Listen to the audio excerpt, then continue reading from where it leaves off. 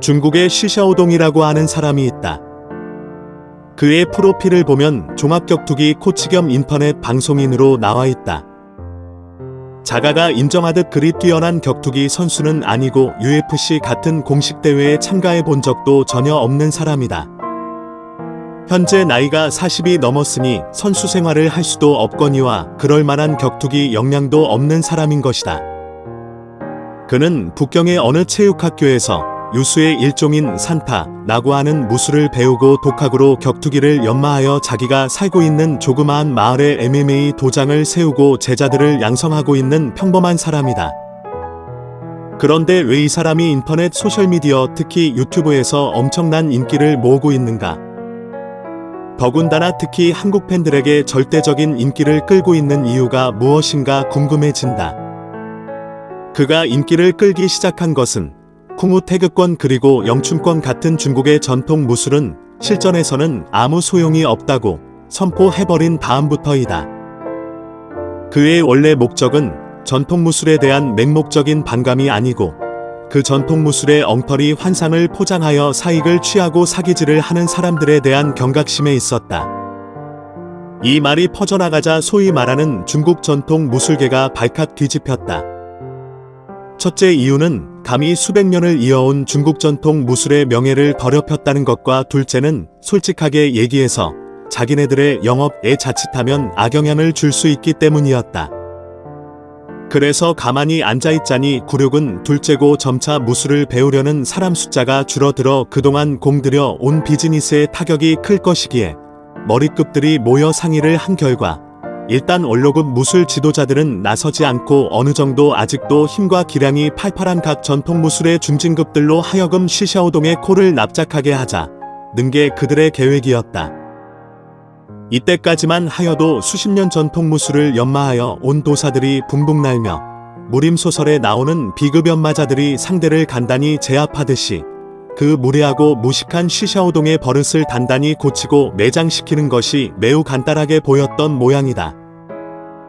또한 아직도 장풍과 경공법과 내공을 굳건하게 믿고 또는 속고 있던 일반인들은 각 무술의 대가들이 불쌍한 시샤오동을 닮아여 끈경 초식 몇 수 안 쓰고 제압하거나 비같이 쏟아지는 화살도 요리조리 피하며 상대방의 혀를 점혈하여 꼼짝 못하게 하는 신비의 무술이 보여질 것이라며 흥미진진하게 상황을 주시하고 있었다. 그렇게 도전은 시작되었다.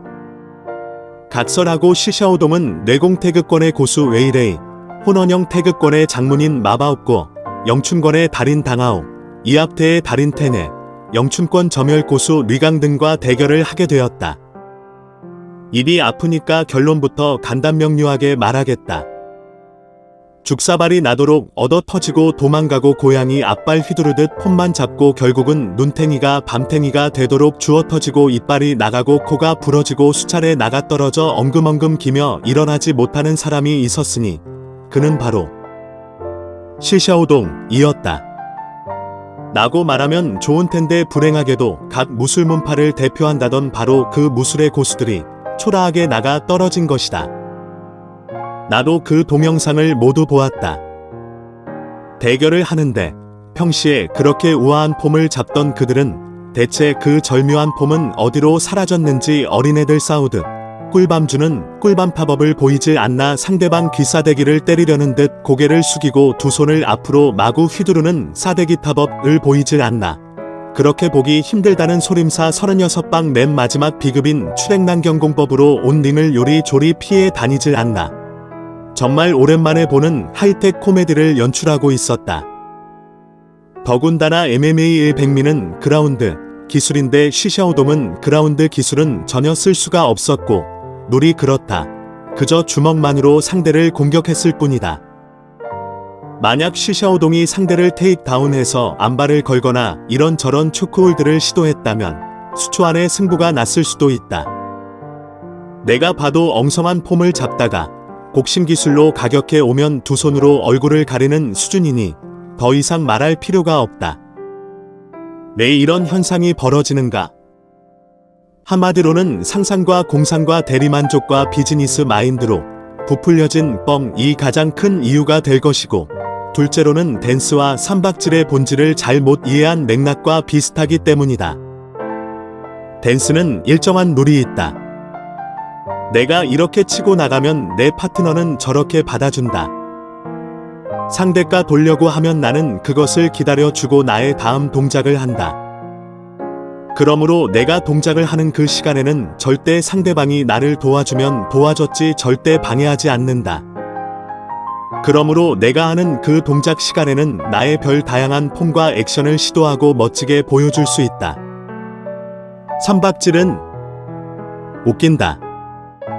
싸우는데 누가 네 동작 끝나기를 기다려주던, 네가 옆으로 돈다고 내가 그 동작 끝날 때까지 조용히 기다려주던, 삼박질의 자비가 어디 있나. 그냥 달려가서 빈틈이 있던 없던 주먹을 날리고 물고 뜯고 하는 게 싸움이다. 전통 무술이 댄스라고 하는 건 아니다. 격투기가 삼박질이라고 하는 게 아니다. 그러나 비슷한 원리대로 움직이는 것은 사실이다. 대련과 실전의 차이를 아는 사람은 내가 무엇을 말하려는지 알 것이다. 태권도를 배운 사람은 일보 대련, 이보 대련 등등이 무엇인지 알 것이다. 그런 정해진 대련을 자꾸 수련하는 이유는 그런 수많은 훈련을 통해 몸에 자연적으로 동작이 배어져서 어떤 상황이 닥치든 가장 적합한 폼으로 상대를 방어하고 공격하게 될 것이라는 가정 하위 훈련을 염두에 두기 때문이다. 실전은 전혀 다르다. 자비와 은혜와 긍휼이 통하지 않는 곳이 실전이다. 얼굴짝같이 음흉하고 무서운 것이 실전이다. 이번 기회에 시샤오동이 잘 까발렸다고 생각한다. 동영상을 보니 어느 80이 넘은 합기도 종류인 아이키도 노관장과 젊은 관원들 수명이 대결을 하는데, 관원들이 다가오며 손이 닿기도 전에 노관장이 부채질하듯 손을 놀리니 그 생생한 젊은 관원들이 추풍낙엽처럼 나가 떨어진다. 물론 간접적 각본에 의한 사기행위다. 간접적으로도 자기 스승이 부채질을 하는데 내가 굳이 버티고 안 쓰러지고 서 있을 이유가 없자는가. 스승이 그렇게 하라고 직접적으로 지시는 안 내렸어도 내가 알아서 그렇게 하는 것이다. 어떤 사람은 관원들을 모아놓고 모기 잡듯이 관원들의 팔뚝이나 목 뒷부분을 툭툭 점혈을 하니 그 관원들이 움직이질 못한다. 거기에 재미가 들었는지 이제는 달려드는 관원들에게 장품을 날리니 모두 다 나가 떨어진다. 그런데 이런 것에 매료되어 아직도 상상의 나래의 사기의 매혹에 빠져 사는 사람들이 많다. 그런 참에 시샤오동이라는 사람의 의협심이 개념 있는 사람들에게 매우 높게 평가받게 되는 것이다. 덕분에 이제는 중국 공산당이 개입하여 시샤오동은 SNS 계정도 박탈당하고 국외 출입도 제한당하고 격투기 도장도 폐쇄되었다는 소문이다. 어디 가나 가짜가 있고 뻥튀기가 있고 그것을 이용한 사기 행각이 있다. 그리고 어디 가나 당할 불이익도 감수하며 진리를 수호하려는 사람들이 있다. 내가 그렇게 못하니까 그런 사람들을 존경하게 되나 보다. 요즘, 아니 예전부터 정치판을 보면 가관이다.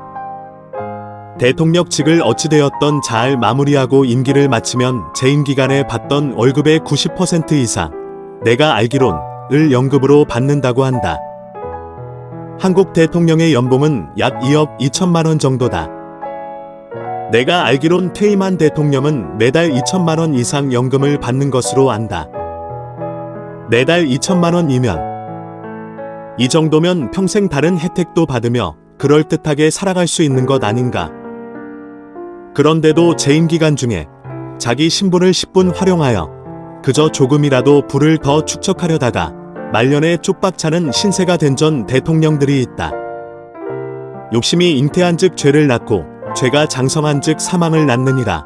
나는 야고보서 1장 15절 말씀이 있다. 그런데 한 걸음 더 나아가 그런 대통령 중에는 교회 장로들도 있다. 나도 장로지만 심히 부끄럽다. 반면에 무력이 많이 없는 내가 자랑스러운 순간이라고나 할까? 하하. 이제 기지개를 펴고 다가올 여름철을 생각하며 우스갯소리 한번 해보았다. 짜가가 판치는 요지경 세상. 너도 나도 조심하자.